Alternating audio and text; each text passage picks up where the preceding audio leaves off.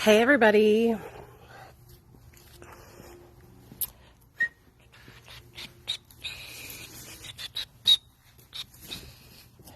Oh, that's wet, never mind. What's up, you guys? So, happy Turkey Day. Happy Turkey Day. I hope you guys are all having an amazing holiday with your families. I just got done eating over at my mother-in-law's house, and my husband and my son are watching a movie right now, so I thought I would come on and chit-chat with you guys a little bit. So, come on with it. Don't be shy. Come on with it. Don't be shy. Come on with it. Don't be shy. So, I don't know if you guys know this, but I am a huge supporter and advocate for harm reduction, okay?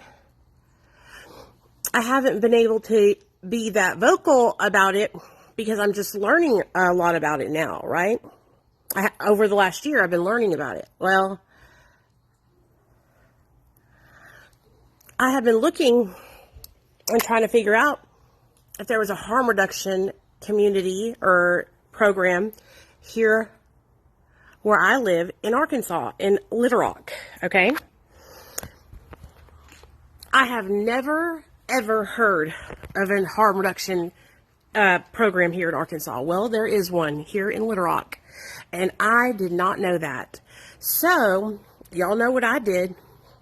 I got to typing up a letter on an email, and I just emailed them probably 2-page letter sharing with them about my experience living in Arkansas as a drug addict, you know, an active addict, and telling them how badly I want to help. I want to volunteer. I want to help the harm reduction program in Little Rock, okay? So I told them, I said, listen, I have a huge social media following. I would love to use my social media following to help the harm reduction program here in Little Rock get funding, to help you guys get the word out so more people will know that there's actually harm reduction here in Little Rock. Because, see, I did not know that there was a harm reduction program here in Little Rock. Like, seriously, you guys. And I caught hepatitis C while I was in active addiction. Okay? I went to the pharmacy time and time again at Kroger and Walgreens trying to get syringes when I had cash money in my pocket. And time again, I was denied services because the pharmacy just chose to not sell them to me. They just chose not to, right? And so because of that, I would use needles after other people, or I would use the same dull needle over and over and over and over again. So I ended up catching hepatitis C. That's just one of the problems that I had that could have been negated if I knew that there was access to harm reduction where I live. Okay? So what I want to do is I want to get on the front lines here in Arkansas, and I want to make harm reduction here in Little Rock something that everybody knows is available and that every person who's using drugs talks about and knows, hey, you know, if you don't have syringes, Nicole over there at the Harm Reduction Institute, she can hook you up, man. All you got to do is swing by there. Like, I want people to be in every person who uses drugs mind and household, and I want them all to know that there is harm reduction services available to them, and that they can come by and they will not be judged. They will not be looked down upon. I want all sex workers to know that they can come by, they can get some condoms, they can get some baby wipe, whatever they need, okay, to stay safe and clean and hygienic. I want them to know that they could just swing by and that I'll be there to serve them and help them with whatever they need. You know what I mean? And that's what I want to do. I want people to know that those services are available to them. And that's the thing is that You know, a lot of harm reduction institutes in different states are small, you know. They're started out by a couple of individuals, and a lot of people don't know that they're there.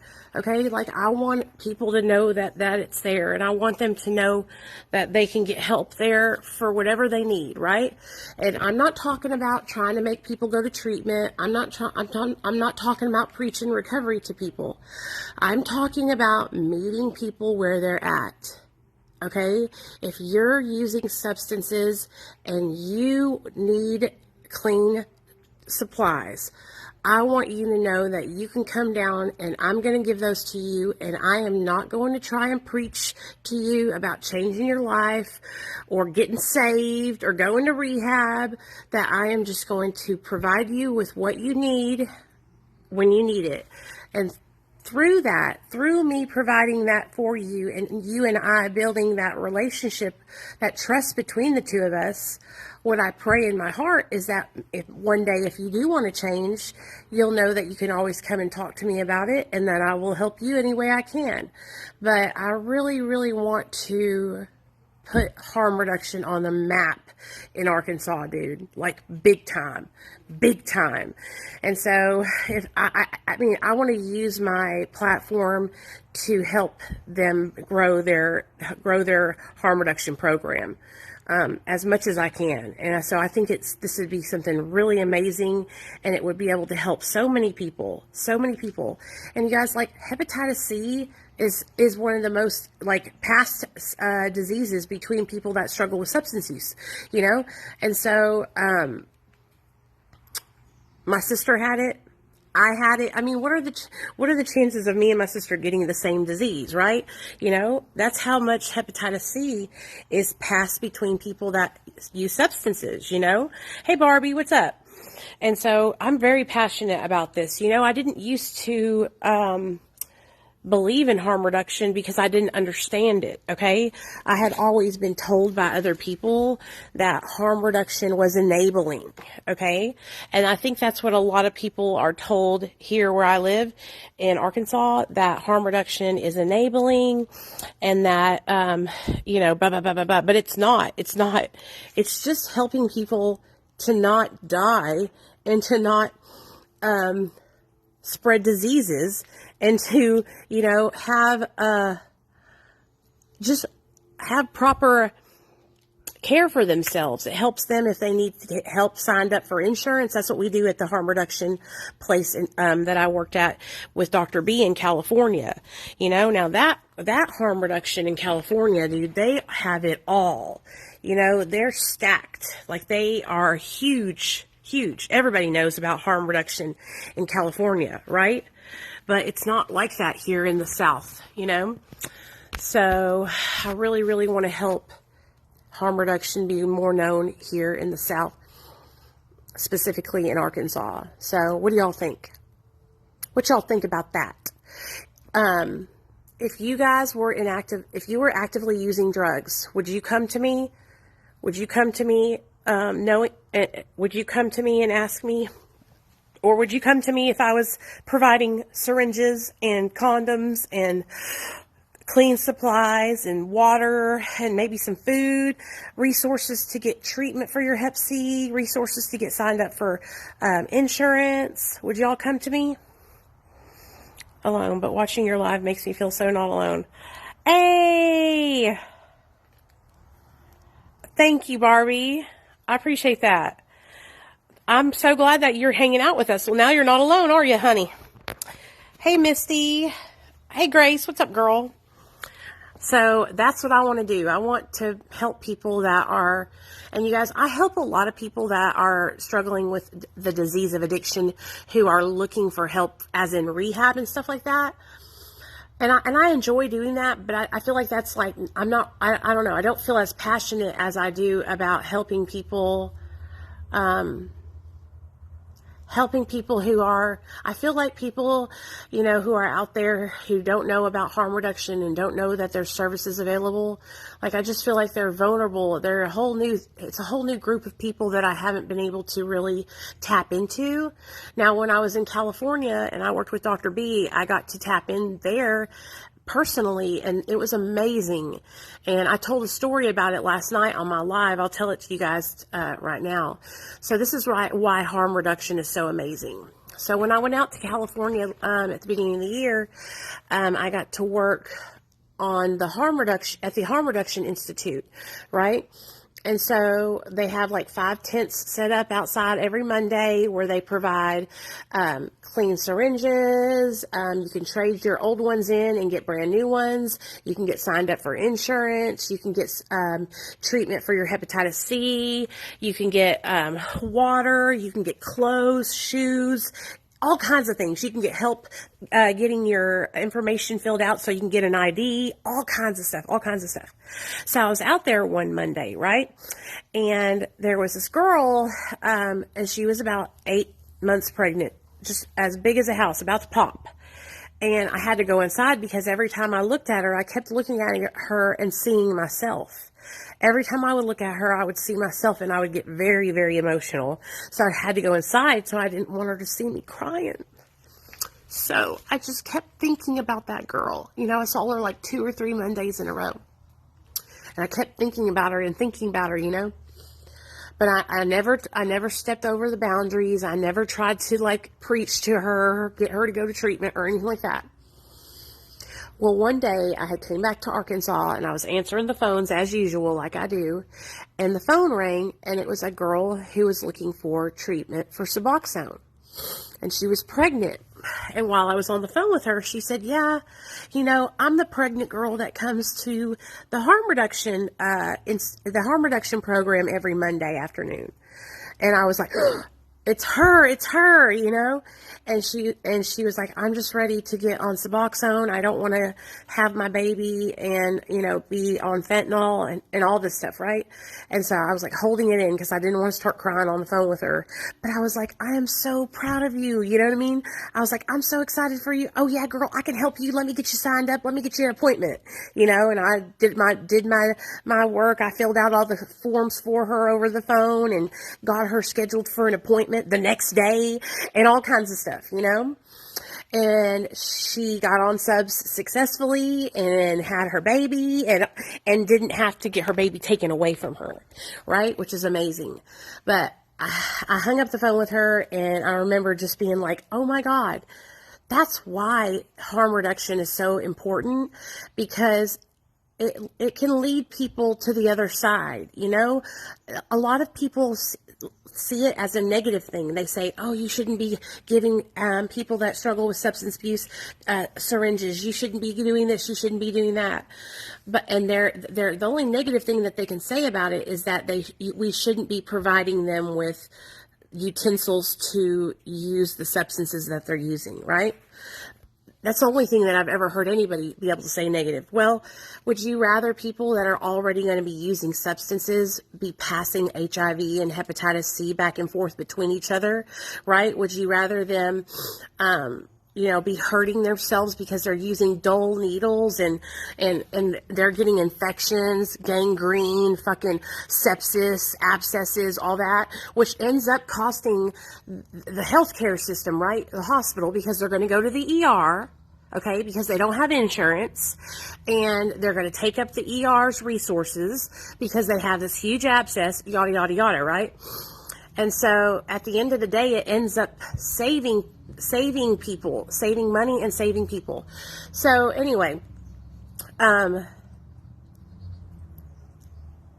that girl got her life back together, and that's like a positive thing that I think that more people need to understand. Like when you walk up there to the harm reduction program, they're not like, hey, what's up? It's time to get sober. None of that is said. None of that. No, don't tell the person to get sober.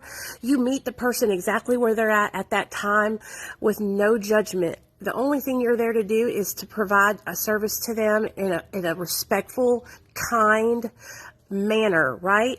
In a way that makes them feel validated and empowered, right? Helping them get resources and signing up for their own insurance, helping them get their IDs and stuff like that. So that way, if they want to start looking for a job or something, they can do that. helping women who are working in sex work, get their tests to make sure that they don't have any sexually transmitted infections, right? Helping them stay safe and have proper, safety condoms, the kind that you can put on the girl instead of the guy, all this dental dam, all kinds of stuff like that, right? And supplying them with that without looking down on them and making them feel shameful, and being there and providing that to them, and being there for them with like no judgment. Just like, honestly, if I saw a girl who was a sex worker and she was coming in to get clean stuff like that, I would have so much respect for her, because I would be like, that's somebody who is taking care of their business and making sure that they not only keep themselves safe, but they keep the other person safe, each other when they're ready. It allows people who are viewed as disposable to feel like their life matters. Yeah, I like that, Eileen. I like that a lot. It's not anyone's business how someone chooses to save their life. I'm trying to save my life by any means necessary. And while that doesn't include MAT, that doesn't mean I can't support it. My brother lives today because of it. Hey, Misty, thank you. I really appreciate you supporting MAT. That means a lot to us. I'm serious. There's no harm reduction where I live. Hold on. I'm trying to read y'all's comments. There's Southern Middle Tennessee. The closest clinic to me is an hour and a half even. I would love for help with harm reduction to be more available for our community. Yeah.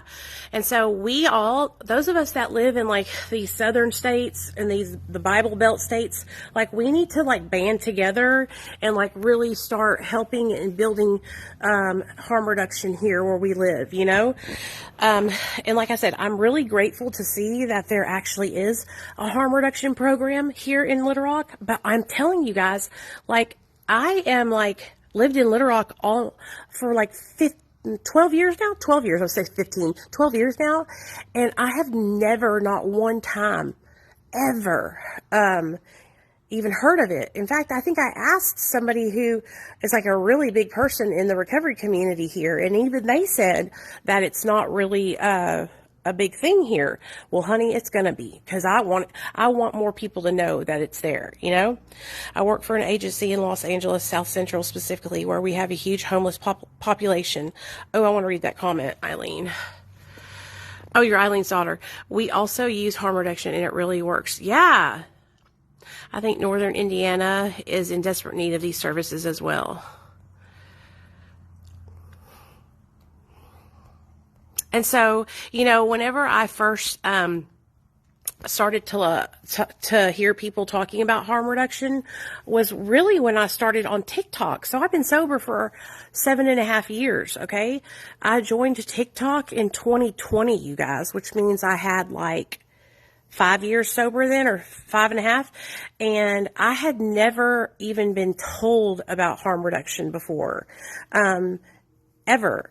And I, honestly, that makes me sad, because I feel like that should be one of the things that you learn about if you're going into treatment. If you're in rehab, I feel like the rehab should be telling you about harm reduction programs that are in your state, in case you do decide to run off and go relapse or do something. And that way, if you need that resource, you'll know it's available, So anyway, I typed up this email to the people, and I'm sure they probably think I'm so crazy because I'm just like literally telling them my whole life story in an email. But I was like, hey, my name is Nicole Pludre, and I started my recovery journey, years and years ago, and going into residential rehab programs, right? And going in and out of residential rehab programs, 12-step programs, meetings, and relapsing, having minimal success in all these residential abstinence-based programs, right? And so in every single one of those programs, no one ever told me that there was another option. No one ever told me, hey, Nicole, I've seen you've been in the street, you've come through this rehab 4 times, and and I noticed that you're really struggling, like it's not working for you. You know that there's this other program that you could utilize that might be better for you than this is. Never. There was never an option given to me. There was never no one ever told me about medication assisted treatment. Thanks, Stephanie. No, and I appreciate you, girl. Thank you. No one ever told me, hey, Nicole, there is this thing called methadone. There's this thing called Suboxone. Nobody ever told me that. Nobody told me that there was any kind of meeting other than a 12-step meeting. Nobody ever told me that.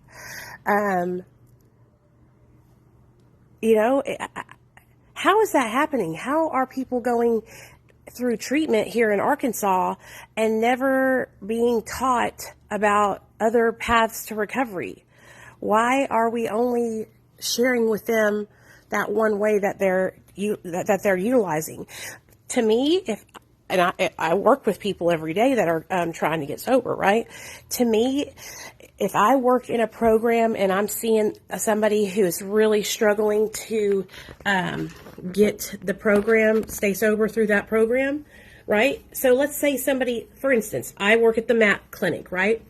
Let's say we have a patient who has been with us for 2 or 3 years, and they are a chronic relapser. They'll get to a certain point in their sobriety with Matt, and then they relapse every time, right? I would talk to them and say, hey, I know you've been on Suboxone for the last 2.5, 3 years, and how do you think how has it been going?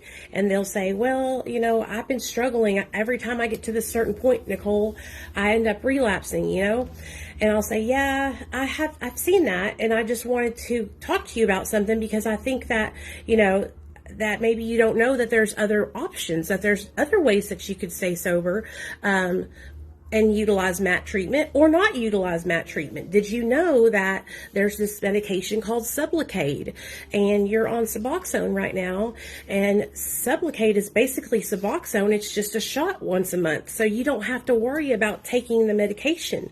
You don't have to worry about, oh, I didn't take my medicine today. Oh, I'm feeling froggy. I'm not going to take it tomorrow or the next day, and now I'm going to go out and relapse, right? Or did you know that there's a different form of medication-assisted treatment called methadone that is a way different program than Suboxone, where you'll have a lot more structure, and you'll have a lot more supervision. You'll have to report to the clinic every morning until you can work up to a point where you have your own take-homes. Or did you know that if you're unhappy and you don't feel like Suboxone is helping you, did you know that we can actually help you taper off of it, get into a program, a detox program and a treatment program long term, where you go for 90 days and then come out and you move into the sober living and you stay there for 90 days and then you move into your own place and they work they work you up. What I feel like is that there's not anyone sitting down with people and sharing with them the many options to recovery that they have. Who is that person? I feel like it should be a dedicated person in each program. I feel like if you go to rehab, that there should be a person, a liaison, a middleman or something that works at the program, that literally you have to see that person before you leave that program or when you start that program, and they are going to share with you, hey, my name's Nicole, I work in harm reduction, and I also share with you guys other options to recovery, and I'm here to teach you about there's many different ways to recover, not just one, not just 12 steps abstinence, not just rehab, not just this program, and these are all the different ways. Let me explain them to you, and explain each way the same way that you explained the other way. Don't say, oh, I think this one is better than the other one. Just share them all equally and non-biased, and then give that person the opportunity to choose what they feel is best for them. And then if they try something and it doesn't work, encourage them to try something else. Encourage them. Say, it's okay if that didn't work for you. We can try another way. you're not a lost cause. There's so many different ways for you to get into recovery, right? So let me help you find the way that fits you best, right? And that's what I feel like. I begged to be on Suboxone and they wouldn't prescribe it after detox. I felt like it helped me so much first 3 days. Yeah, Carrie, that's because it does. It helped me too, girl. But the same thing happened to me. Nobody told me. Hey guys, it's just me. Like literally. Nobody told me about it either. And the only reason why I knew about it is because my husband had gotten on it. And he told me about it. You know, and so I'm just really kind of excited because I have been wanting to find my way. I have wanted to help where I live in Arkansas, right? But I don't feel like I really fit in with the regular recovery community here in Arkansas. Like I'm kind of like, I think outside the box, you know? I challenge the regular ways, and I'm kind of like I challenge things, right? And so I don't feel like I kind of fit in there. So I've been trying to find a way I could help in my home state. So like I told you guys, I reached out to this program here in Arkansas that is doing research on meth, because they're trying to, you know, find different ways to help people with meth addiction. And so now I'm going to be meeting with a doctor on the 29th for him to interview me about methamphetamine and my experience. And so that's one way that I'm going to be able to help here in Arkansas, you know? And I told them at the meth program, I said, you can give my phone number and my socials out to anyone that wants to talk to me about any kind of drug. I'll talk to anybody. I'll take any test. I'll do anything. You know? Carrie, exactly. That's what I want to do. I want to be able to be that counselor that's like, all recovery paths are celebrated. All recovery paths are valid. I want to be the kind of counselor that when you walk in my little office or whatever, I have like signs on my wall that celebrate all different kinds of recovery time. Like, oh, you're abstinent in the 12 steps. Hooray. Oh, you're practicing harm reduction. Hey. Oh, you're on MAT and kicking ass. Hell yeah. You know what I mean? Like I want people to know that genuinely I feel like this, right? So like today I was having this back and forth kind of like little argument with this guy on TikTok, this Matt kid, and he always is talking shit about Suboxone. I mean, every video he puts up is a post downing Suboxone, right? And he does this to incite some kind of drama or controversy, and then he'll put one of his rap videos up, right? And so we were going back and forth, and I said, man, think about the people who look up to you in recovery who are on Suboxone, and they see you making these videos downing Suboxone. Imagine how that must feel for them, because they're like, you know, they look up to you in recovery. And he was like, what are you talking about? I support Suboxone. I support MAT. I've never downed Suboxone. And in the same fucking sentence, he says something, y'all get triggered because you're all blasted on Suboxone all day long. So basically saying that he would get triggered too if he was blasted on Suboxone all day long too. People always show their true colors once you get them going a little bit. And I knew deep down in my soul that this dude was a wolf in sheep's clothing when it comes to supporting multiple pathways to recovery. Okay? When somebody supports multiple pathways to recovery, they don't go on a tirade trying to negatively stigmatize one certain path, right?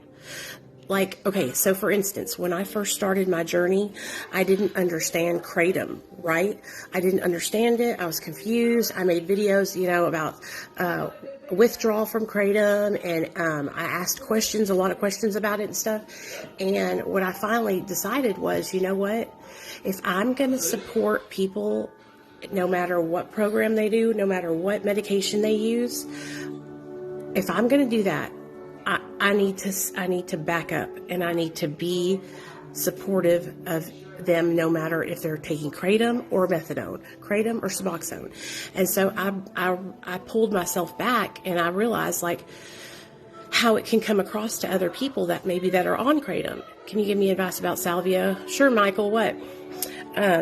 So I think that, what happens is people who do have this negative viewpoint of subs, 99% of the time, in my experience, they are people who have had a bad experience.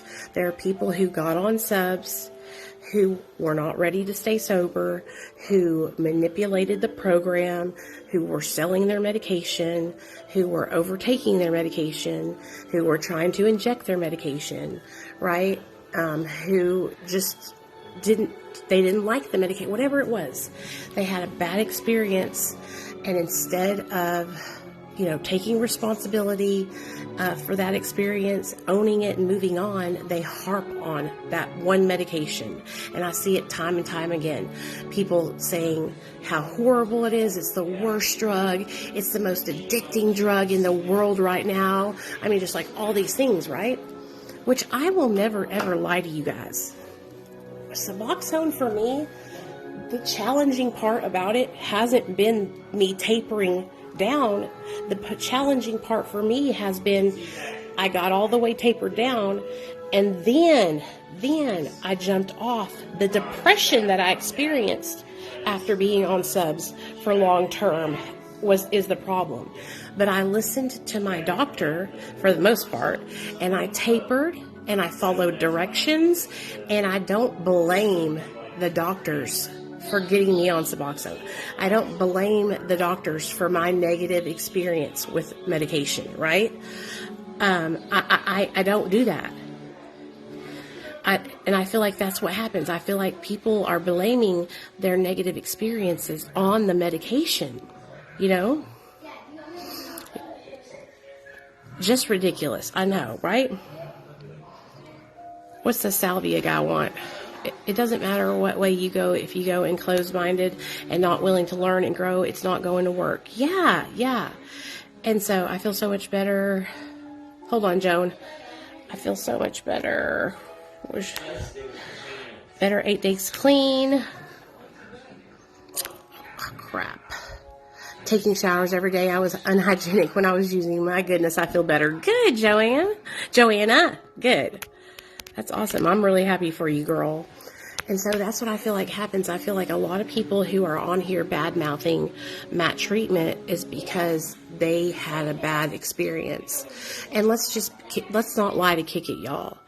When we're in active addiction and we get on MAT and we are trying to abuse it, and we're trying to sell our medication to make more money to get drugs, 9 times out of 10, that's what I see happening.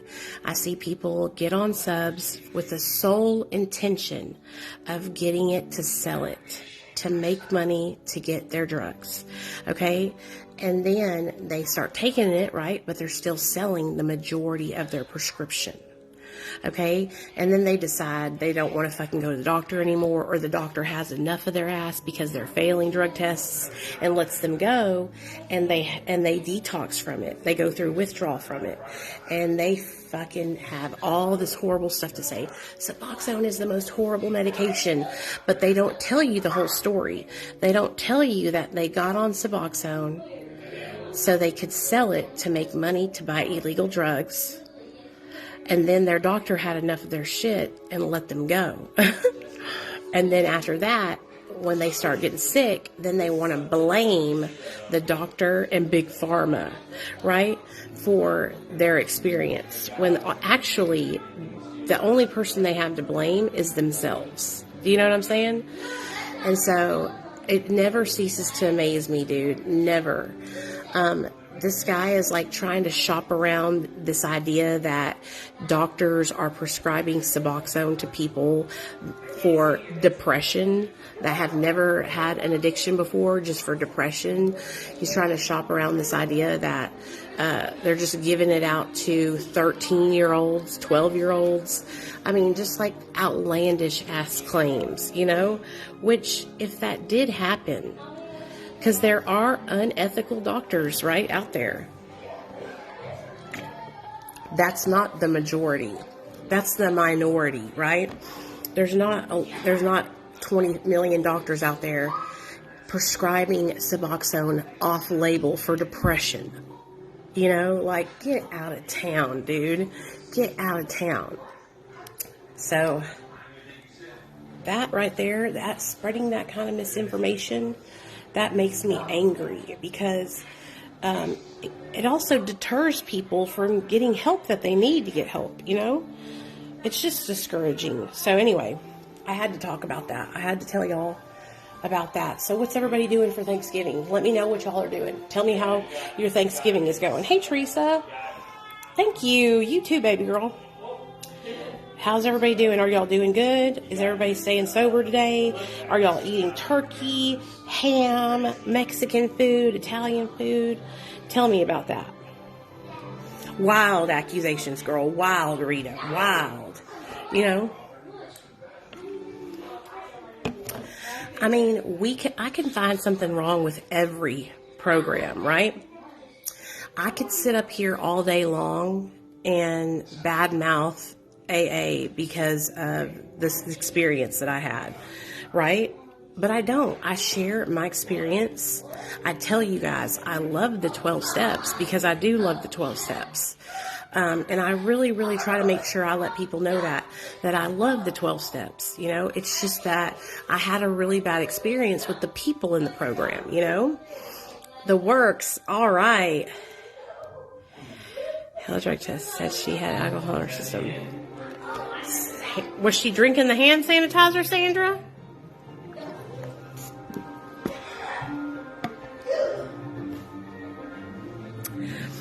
Because it wouldn't go into her system unless she was drinking it or putting it up her nose, you know, in a mucous membrane or something like that. So I have known people to do that too. I have known people to drink hand sanitizer and to drink mouthwash. Okay, Dr. Tishner's mouthwash. Dr. Tishner's. That shit's strong. Yeah, so I don't know why they said that to her, because you can't get it into your system unless you take it into your body. Now, she might have put some on, maybe she put it inside the cup or something, or dropped a drop of it in the pee cup or something. I don't know. What looks good on you may not look good on me. Same with staying sober. Exactly. That's why it's so important to me, you guys, to celebrate all recovery, to celebrate all positive changes, right, in your life. I celebrate the negative ones too. If you had a negative experience, if you fell down, but you learned from it and you didn't let that experience just be in vain, right? If you learned from it, I'm going to celebrate with you, because you learned from that situation. You didn't just go out and fuck up for nothing, you know? I think that's really important. It's important that if you do fall back, to learn from that experience, you know? So I'm going to go live when I get home. We're at my mother-in-law's house right now. When I get home, I'm going to go live, and it's going to be, I'm going to be all in it. So y'all better be ready. I'm going to be telling stories. We're going to be laughing and crying and having a good old time, kikiing, okay? So I'm going to get off here. I love you guys, and get my boys over back to the house, and then I will go live when I get over there. So are y'all going to come? You better. What time is it? Yeah, it's 4:45. Okay, let me get back to my house, you guys. When I get back over there, we'll go live and we'll have a fucking party, okay? Okay, I love you guys. Thank you so much for supporting All Pathways to Recovery. Thank you for supporting all people where they're at with no judgment. That means a lot to me. Thank you guys.